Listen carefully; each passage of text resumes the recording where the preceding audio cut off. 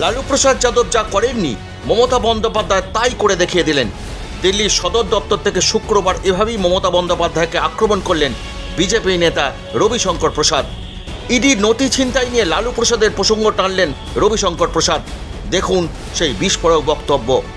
ये रेड थी एक प्राइवेट कंसल्टेंसी फर्म जिसके यहां करोड़ों रुपए के मनी लॉन्ड्रिंग की शिकायत आई थी कोल स्कैम में। ये रेड न ममता जी के घर पर थी, न उनके ऑफिस में थी, न टीएमसी के दफ्तर में थी, न टीएमसी के किसी नेता, विधायक, एमपी या ऑफिस बेरर के घर पे थी। ये रेड थी एक प्राइवेट कंसल्टेंसी फर्म जिसके यहां करोड़ों रुपए के मनी लॉन्ड्रिंग की शिकायत आई थी कोल स्कैम में। जहां मनी लॉन्ड्रिंग की कार्रवाई चल रही है ईडी के द्वारा, वहां चली जाए, ईडी के लोगों को धमकाए और पेपर स्नैच कर वॉकआउट कर जाए। आज देश के प्रमुख अखबारों में फोटो छपी है, वो वॉकआउट कर रही है पेपर लेकर। और आपको मालूम है बंगाल कोल स्मगलिंग का एक बहुत बड़ा हॉट स्पॉट बना है। रूलिंग पार्टी के बहुत लोग का इन्वॉल्वमेंट है, उसकी चर्चा कई बार हुई है, हम लोगों ने भी किया है। यहां पर स्पेसिफिक केस था। ऐसे में ममता जाती है, वो सिटिंग चीफ मिनिस्टर है, और समाचार पत्रों में यह भी लिखा हुआ है जैन का घर कहां है, गाड़ी छोड़ती हैं और फ्लैट में घुसती हैं, उनके पुलिस कमिश्नर जाते हैं, पुलिस अफसर जाते हैं और वहां ईडी के लोगों को हड़काते हैं और ये बहस करती हैं और कागज छीन करके लेके चली जाती हैं। उनका आचरण नहीं अमर्यादित, असंवैधानिक, शर्मनाक है, लेकिन लोकतांत्रिक मर्यादाओं का उन्होंने तार तार कर दिया है। ममता जी ने कॉन्ट्रैक्ट लिया हुआ है क्या कि बंगाल में कोई भी फेयर पुलिस इन्वेस्टिगेशन नहीं होने देंगी, बंगाल के करप्शन में कोई भी सीबीआई या ईडी का इन्वेस्टिगेशन नहीं होने देंगी। ममता जी आपको घबराहट क्यों है?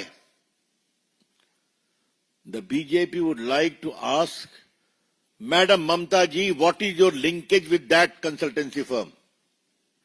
आपको इतनी घबराहट हो गई? She is CM for 14 years,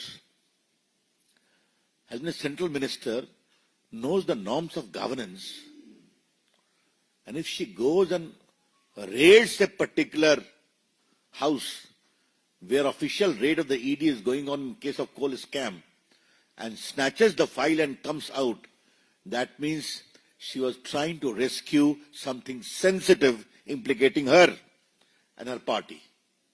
और क्या कहा जाए, इसका इन्फरेंस और क्या हो सकता है? और ममता जी ने कोई पहली बार तो किया नहीं है।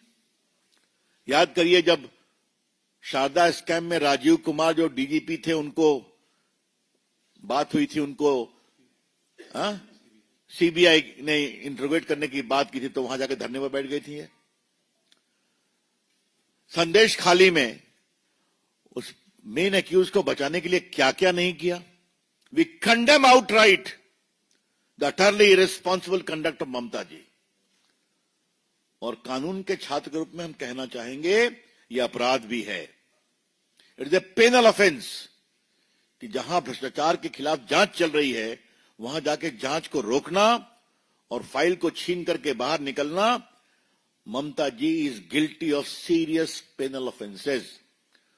जब चारा घोटाले की लड़ाई हम लोग बिहार में लड़ रहे थे, स्वर्गीय सुशील मोदी और हम, बड़ी लड़ाई थी, रेड हुई थी, लालू जी गिरफ्तार हुए थे। लेकिन एक बात मैं कहूंगा, कभी लालू जी या राबड़ी जी ने सीबीआई के दफ्तर में रेड करने की नहीं सोची थी। बात को समझिए जो मैं कहना चाह रहा हूं। तो ये तो कमाल हो गया ना। এ ঘটনা নিয়ে ইডি কলকাতা হাইকোর্টের দ্বারস্থ হয়েছে।